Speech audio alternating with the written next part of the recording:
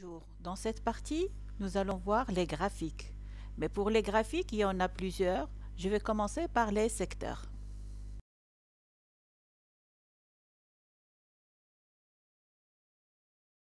Je vais prendre comme exemple le chiffre d'affaires d'une société pour 3 produits à travers 3 mois. Donc, vous pouvez le faire pour n'importe quelle donnée.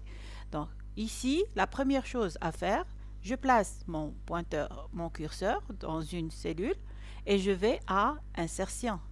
Dans Insertion, il y a plusieurs types de graphiques comme vous le remarquez ici. Celui qu'on va étudier dans cette vidéo, c'est secteur.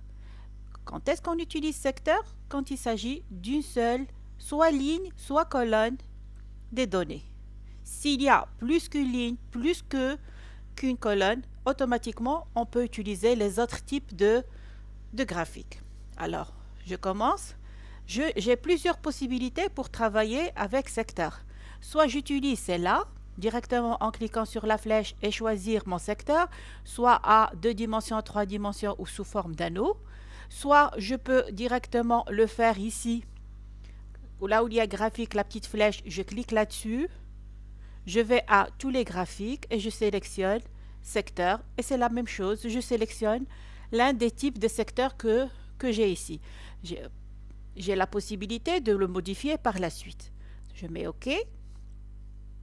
Remarquez que par défaut, il me donne le premier produit que j'ai ici.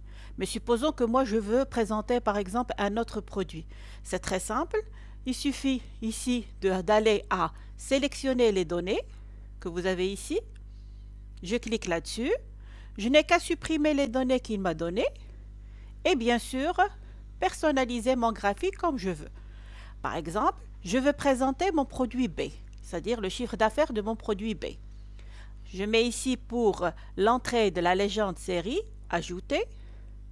Il y a le nom de la série et la valeur de la série. Donc, le nom de la série, c'est quoi? C'est le nom de mon produit.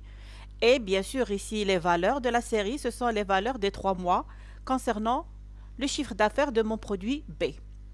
Donc, pour avoir ici, au niveau du nom de la série, le produit B, il suffit de cliquer sur la flèche ici rouge.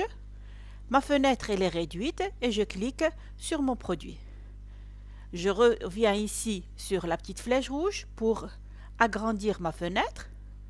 Maintenant, pour les valeurs, je clique toujours sur la petite flèche et je sélectionne mes données.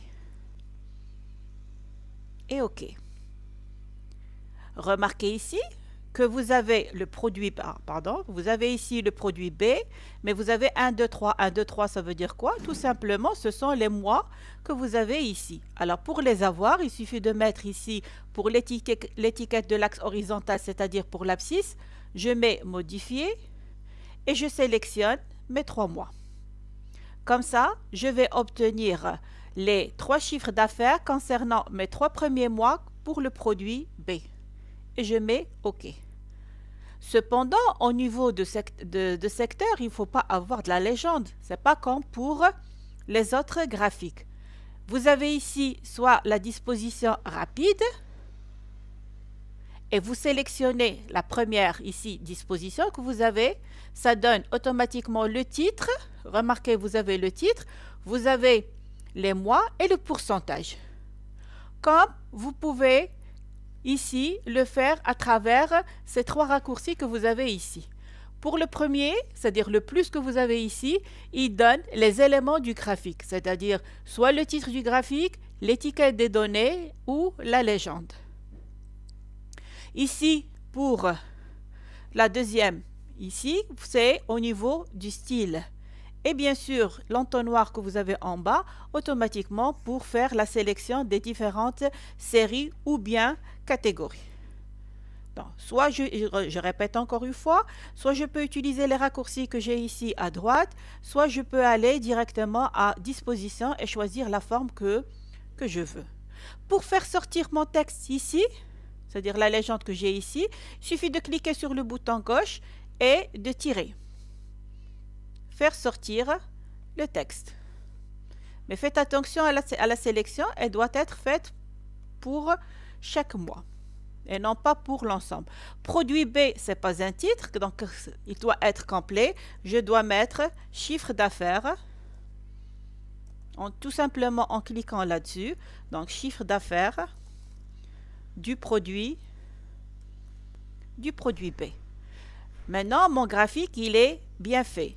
Je peux en changer son style tout simplement en cliquant sur la flèche ici et choisir l'un de ces styles que j'ai ici.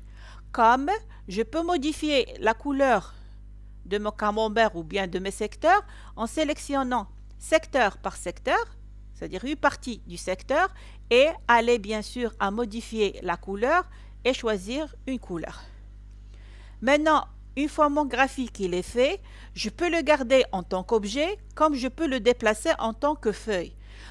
Je le garde en tant qu'objet, par exemple, si je veux l'insérer par la suite dans mon rapport au niveau du Word, par exemple, ou bien au niveau de PowerPoint, si j'ai une présentation à faire pour illustrer et expliquer mieux mon tableau.